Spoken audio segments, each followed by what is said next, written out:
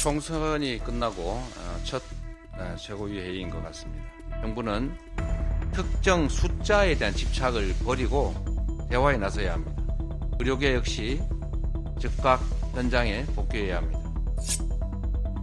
특히 공공필수 지역 의료를 살리기 위한 구체적인 정책 수립에도 지혜를 모아야 할 것입니다.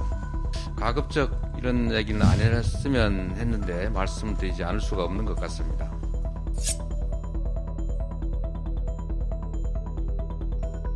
내각과 대통령실의 인적 쇄신과 관련한 많은 보도들이 있습니다.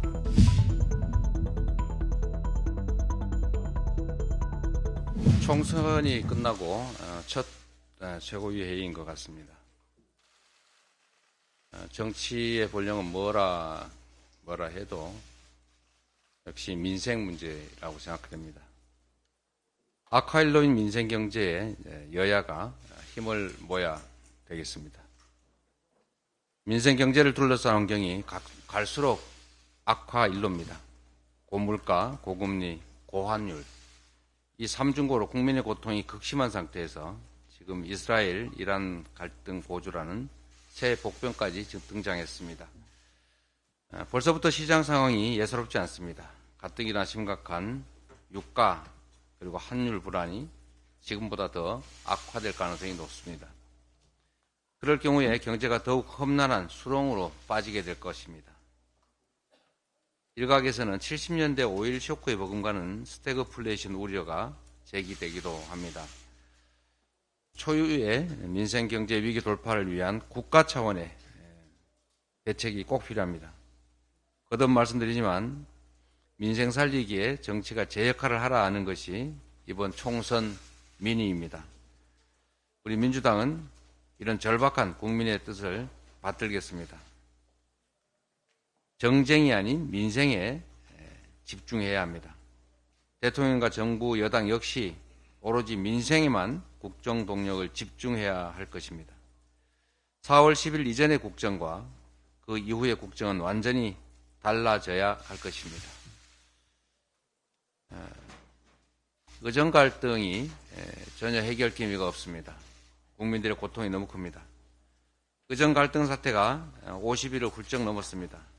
그런데 양측이 강대 대치를 고집하면서 국민의 피해만 점점 커지고 있습니다. 의료공백 사태를 더 이상 이대로 방치해서는 안 됩니다. 정부는 특정 숫자에 대한 집착을 버리고 대화에 나서야 합니다. 의료계 역시 즉각 현장에 복귀해야 합니다.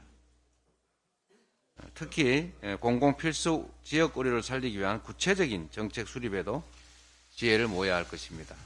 다시 한번 말씀드리지만 3대 원칙을 꼭 지켜달라.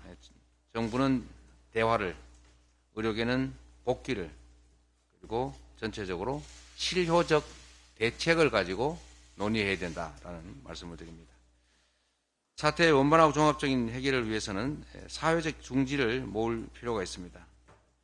저희가 선거 때 말씀드렸던 것처럼 국회에 여야, 정부, 또 의료계, 시민사회가 함께 참여하는 보건의료계의 공론화 특위를 구성할 것을 제안드립니다. 사회적인 대타협안 마련을 위해서 이 시급한 의료대란 해소를 위해서 정부 여당의 대승적 결단을 촉구합니다. 가급적 이런 얘기는 안 했으면 했는데 말씀드리지 않을 수가 없는 것 같습니다.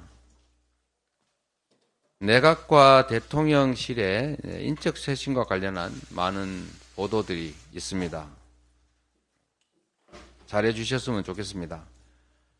정부는 이번 인사 개편을 그동안의 국정 실패를 반성하고 국정기조 전반을 전환하는 계기로 삼아야 합니다.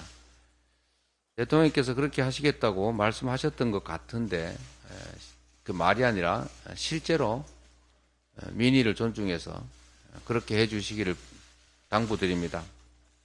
그런데 하마평에 오르고 있는 분들의 면면을 보면 대통령께서 과연 총선 민의를 수용할 생각을 가지고 계신지 상당히 우려됩니다. 국민의 뜻을 무시하고 국민과 맞서면 어떤 결과가 빚어지는지 이미 확인하셨을 것으로 생각이 됩니다.